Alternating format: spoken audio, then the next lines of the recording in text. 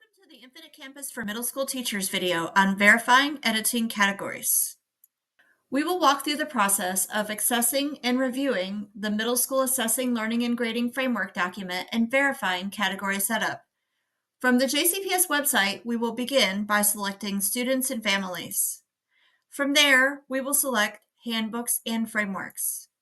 On the Handbooks and Frameworks page, we will then click on the arrow to expand the Assessing Learning and Grading Frameworks category. Under Assessing Learning and Grading Frameworks, teachers will need to review in detail the entire ALGF. Teachers that teach multiple levels, for example, a middle school and high school course, will need to review multiple framework documents.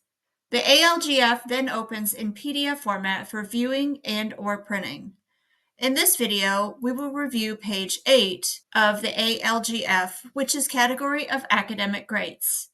Beginning the 24-25 school year, all middle school courses will only utilize the Student Mastery category for assignment grades. All assignments will be entered into the Student Mastery category at a weight of 100%. To verify that our categories are set up appropriately, we will navigate to Instruction. From Instruction, we will select Gradebook, and then once the gradebook loads, we will navigate to Settings and select Categories. Most categories should be set up for teachers. While categories should already be set up for teachers at JCPS, there are some settings teachers may decide to change. It's also a good idea to verify everything has been set up appropriately. First, we will click on Student Engagement. Student Engagement should be set to a weight of 0. It is an optional category that teachers can use, but cannot be used for storing academic grades. It's a good idea to make it a sequence of 3, if not already, so that it is not the first category to display in the gradebook when teachers add assignments. Since everything is set up appropriately here, we will click Close. But if you needed to make any changes, you would need to click Save before exiting. Next, we will verify that Mastery is set up appropriately. We will begin by clicking on Mastery. The first thing you want to do is make sure that Mastery is attached to all courses. If it is missing from one of your classes, you can either manually click on the box next to it or select the box at the very top to add it to all sections. Next, you'll want to verify that the weight is set to 100. If for some reason one of your classes is not set to 100, you can manually mark it on the individual class or go to the very top and set it to 100. At any point in time,